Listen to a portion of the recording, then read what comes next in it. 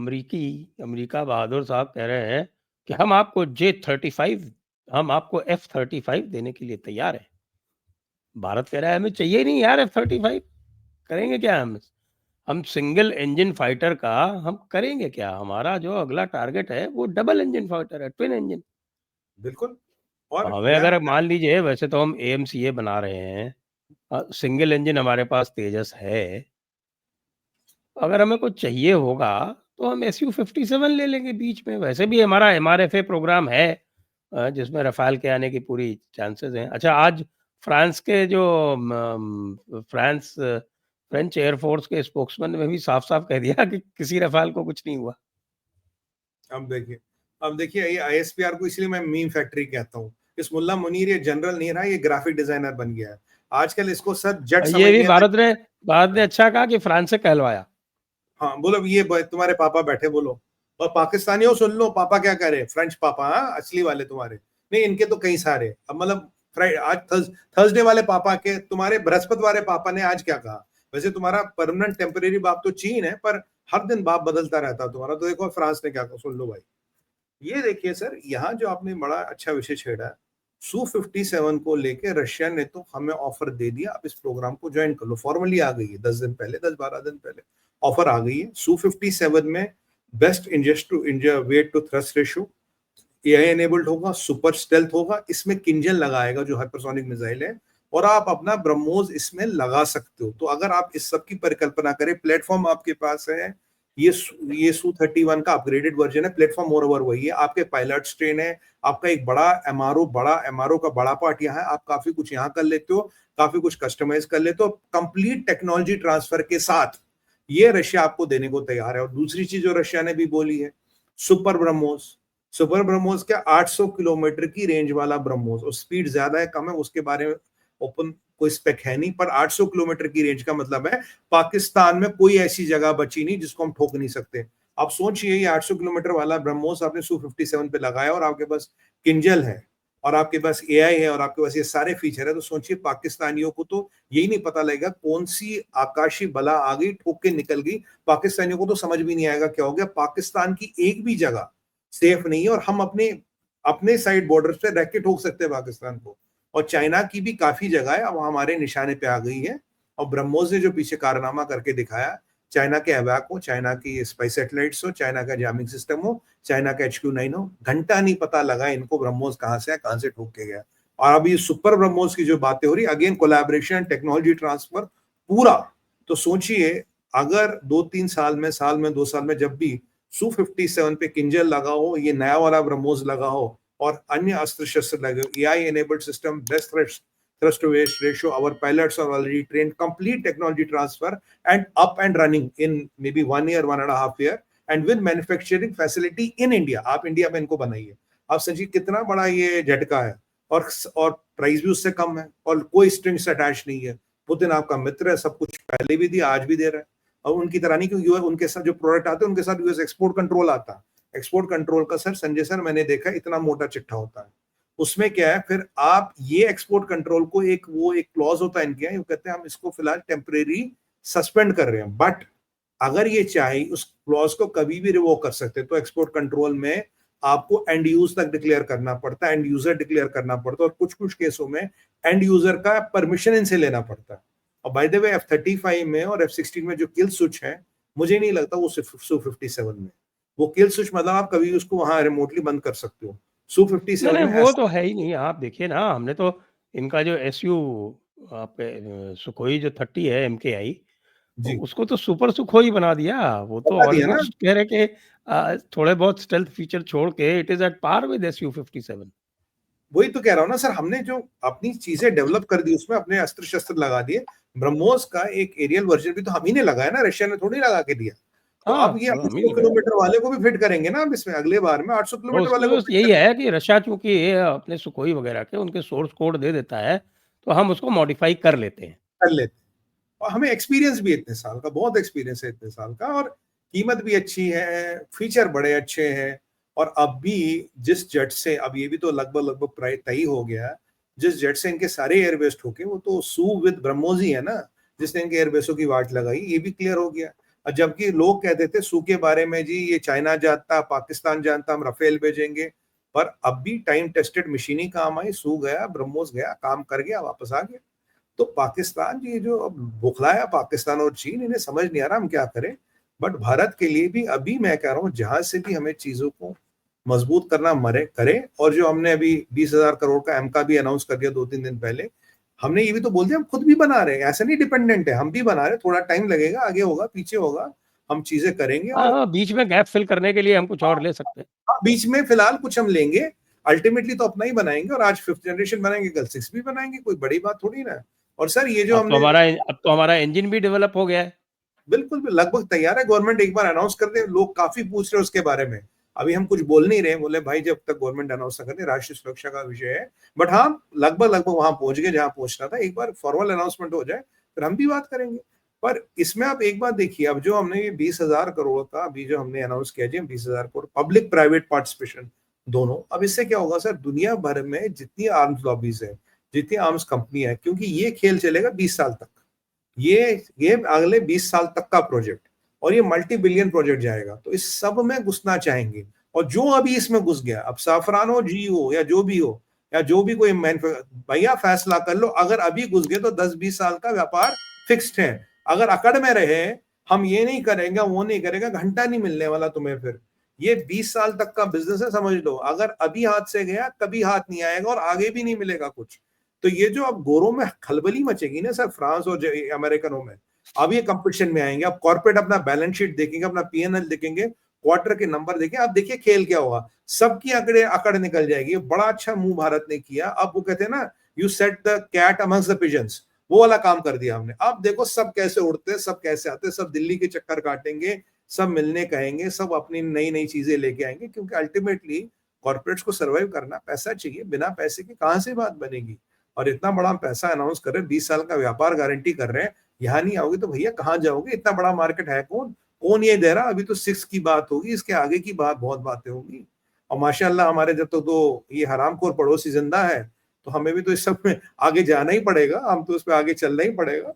तो इसीलिए ये अब ये जो पॉस्चरिंग कर रहे थे, मुझे लगता है सर इस अनाउंसमेंट के बाद इस पॉस्चरिंग की जगह नहीं बचेगी, क्योंकि अमेरिका एक और चीज जानता है, हमने जो मंगलयान भेजा था उसका कॉस्ट हॉलीवुड पिक्चर से कम था। तो कल को ऐसा ना हो जाए, भारत कुछ ऐसा बना ले कि हमारे लिए व्यवस्था ही ना हो जाए, और उल्टा वो प्रोडक्ट की डिमांड दुनिया में आ जाए। आज हमारा ब्रह्मोस 24-25 कंट्रियां तो मांग ही रही है, करंट वर्जन भी। और कल ये हमारा आकाश तीर, आप देखिए क्या जबरदस्त सिस्टम है। और कल ऐसा ना हम कुछ ऐसा बना ले कि इनकी दुकान ही बंद हो जाए। वैसे लोकहिड मार्टिन का सीईओ कुछ दिन पहले भारत आया था, हफ्ता 10 दिन पहले भारत आया था, कुछ नए नए प्रस्ताव लेके मिला होगा राजनाथ सिंह जी से वगैरह। मैंने तो सुना उसको कुछ विशेष लिफ्ट दी नहीं गई। काहे को देनी सर लिफ्ट, बहुत भाव खाते हैं। पहले जी का इंजन थोड़ी ना दिया, जी का इंजन देते तो हम आज बात करते ना।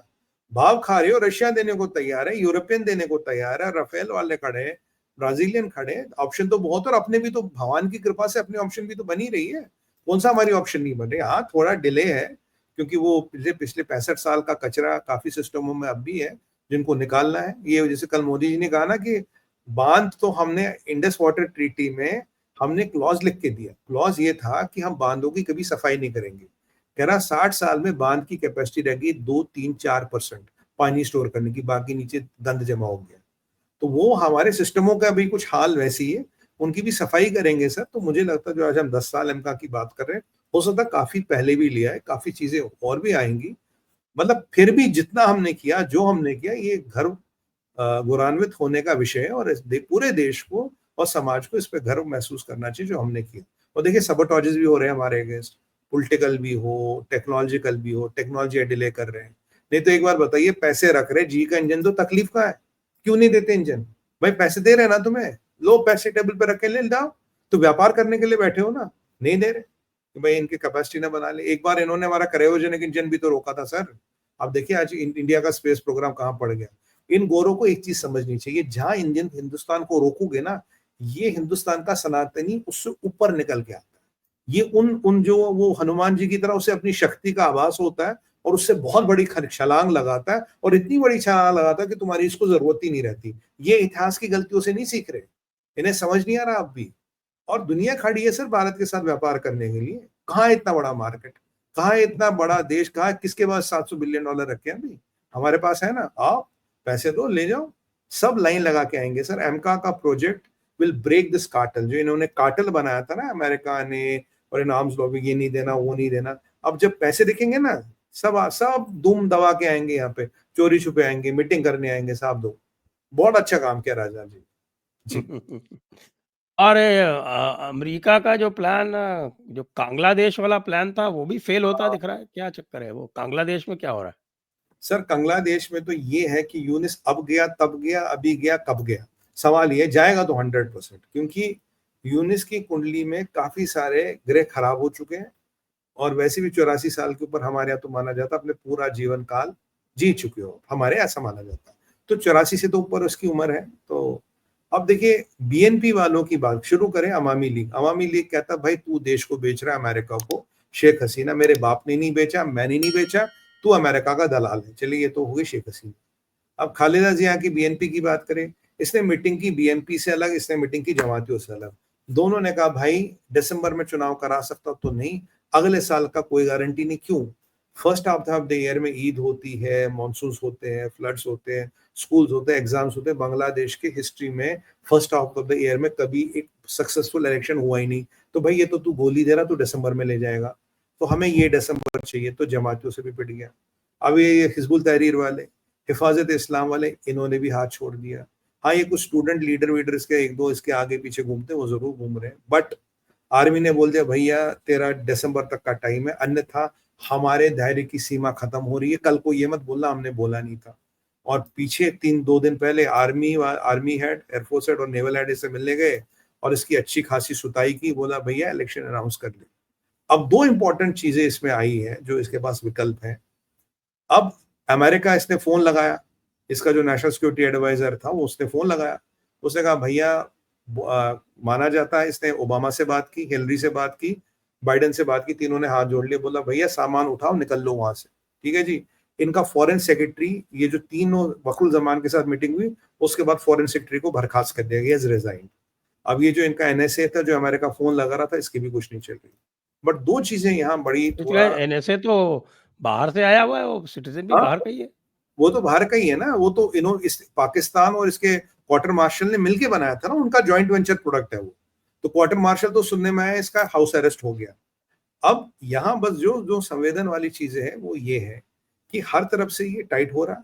और वकरुल जमान का मैं आपको डायरेक्ट बताऊं सर, उस पर 2 अटेम्प्ट होने वाले थे, ये वाले और खत्म वाले।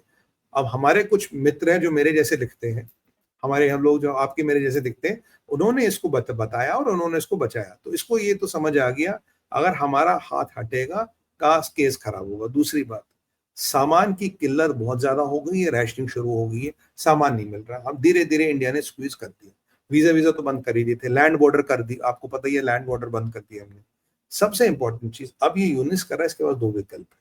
यूएस इंटेलिजेंस वार्न करती है कि भाई देखिए, यूएस पहुंच तो गया सेंट मार्टिन आइलैंड पर, उन्हें लग रहा वहां कुछ होगा नहीं, वो आइलैंड हमारे किसी काम का नहीं, कि वहां शिप आ नहीं सकती।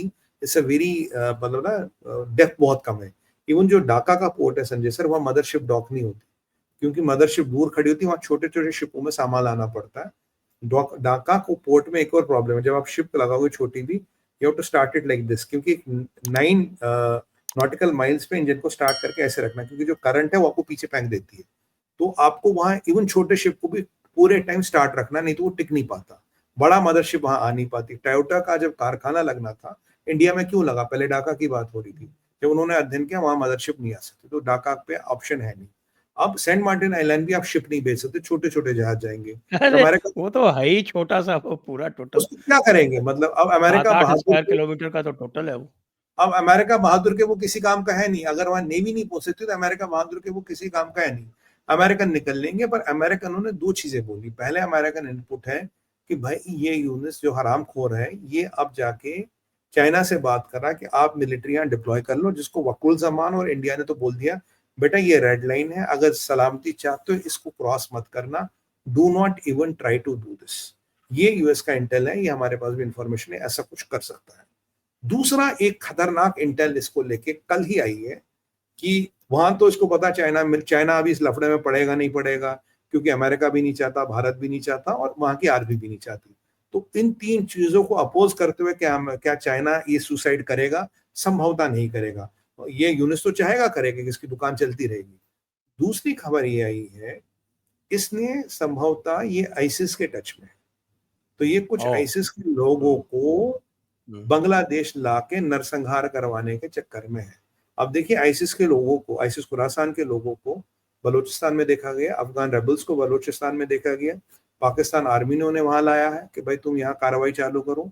ये मेरे साथ टीवी पे 2 बलोच लीडर थे अभी 2-3 दिन पहले, 2 थे, उन्होंने कहा 117 पेज का उन्होंने डिक्लेरेशन निकाला खुरासान वालों ने, हम किसी को नहीं छोड़ेंगे, हमारे एक को मारेंगे। इट्स मतलब इशू डॉक्यूमेंट, 117 पेज का इशू डॉक्यूमेंट है।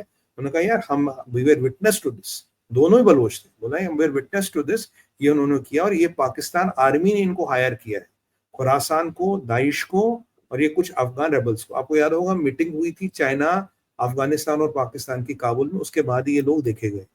अब शायद यूनिस ने भी वहां से क्लू लिया या इसके अपने संबंध थे, तो ये भी आईसिस के संबंध में है। क्योंकि ये जो तालिबान है कहते खुरासान वालों को ले जाओ यहाँ से, दाइश को ले जाओ यहाँ से, हम क्या करें, इधर उधर लगा दो इनको काम पे। तो अगर ये वाला एंगल होता तो ये चीजों को थोड़ा डिफ्रेंशिएट करेगा, क्योंकि फुल फ्लेजेड चाइना नहीं आया तो पाकिस्तान से एक चीज तो सीखी गया ना, नॉन स्टेट एक्टर से स्टेट वाला काम करा और फिर प्लॉजिबल डिनाइल, भाई हमें तो पता ही नहीं कौन है, हम तो जानते ही नहीं जी कौन है, हम तो खुद टेररिज्म को फाइट कर रहे हैं।